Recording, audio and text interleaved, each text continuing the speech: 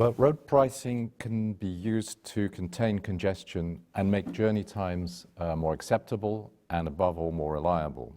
And this has been done successfully in Singapore since 1975, where road pricing is used to fine-tune the speeds of traffic in the city and in the wider area around the city to an optimal level that maximizes or optimizes the use of the space that's available in the city and in the roads outside the city. It's used now, road pricing, in a handful of cities around the world, but only a handful so far, and primarily because of legitimate concern over the potential negative social impacts in terms of distributional impacts and the impacts on the income that households have to spend on their travel budget. Now, the simplistic reasoning that the lower the household income, the bigger the proportional impact of paying for the use of the roads is going to have is a bit flawed. First of all, only looking at the average road user ignores people that aren't using cars for their essential travel needs to get to work, to get to other services in the first place. And if you ignore that part of the population, you're actually ignoring the part where the income equality issue is most important. If you treat all car users the same, you also ignore a lot of the individual variation between them, a lot of the variability in the potential for people to change their travel patterns, their mobility patterns, and the value people attach to their time, the time that's used in travel, is not entirely correlated to income. If you're going to understand what really matters to people, you have to have a much more disaggregated set of data and a model to understand the distribution of potentially vulnerable groups, especially spatially, because road user pricing is all about optimizing people's decisions on where they live in relation to where they have to go to work and the other services they need to access. Design of a road pricing system matters a lot, and especially in terms of its impacts on social equity.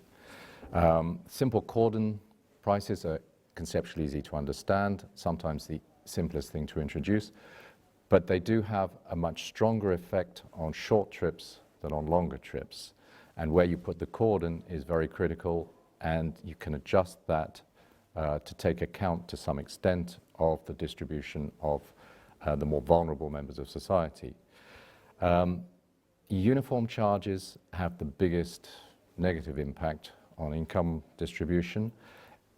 It's much better to have a charge that's differentiated not just spatially, but especially according to the peak, and differentiated fairly finely to reflect morning peaks and evening peaks and any other peaks in the day. By differentiating prices in that way, you particularly allow people to adapt and adjust to the pricing by shifting their schedule of departure, and not simply by being priced off the road or into another mode or not making the trip at all. And the modeling that we looked at over the last couple of days now provides empirical evidence that shows that if you have a differentiated price according to the peak, the overall average price is actually quite a lot lower than if you have a fixed uniform price at operation at all times of the day.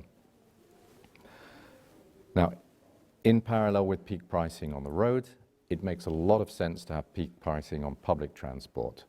Part of the effect of road pricing will be to shift people onto public transport and increase crowding there. And if you're going to be able to expand capacity and manage the demand so that it doesn't, crowding doesn't become excessive on the public transport modes, it's important also to steer people away from the most crowded times of day. It's used, peak pricing on public transport, in a lot of places on heavy rail and metro systems, but only in a very few cases on the buses. And there is probably quite a lot that can be done to improve the way public transport operates by introducing peak pricing on the buses.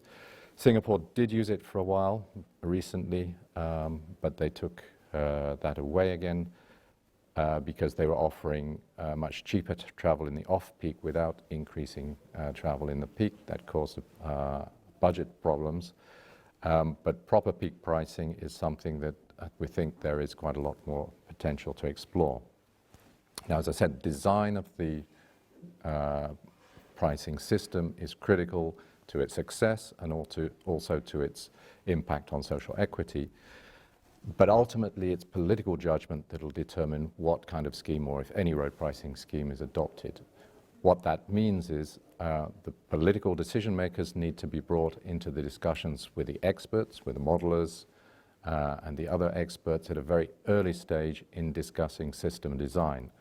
What you want to avoid is a political decision to rule out certain options or to commit to certain options at an early stage before there's a real understanding of what might be lost if certain options are taken out of the game. But again, the politicians actually are very good at listening to experts. They tend to listen to a much wider range of experts than the experts themselves, who often work in their silos. So the interaction between the expert and the political community early and continuously is extremely important. So where the vision is to deliver much better integrated land use and transport policies centered around transport-orientated development and containing sprawl, there's clearly a very big potential for road pricing to be part of delivering that outcome. And what we've learned by being here in New Zealand for the last 2 days of the meeting is that that's clearly part of the vision for going forward in the cities in New Zealand. And it's been extremely useful to discuss these issues in a country that's actively looking at the potential for road pricing at the current time, which makes the discussions of the experts actually much more real and closer to what matters in putting policies in place on the ground.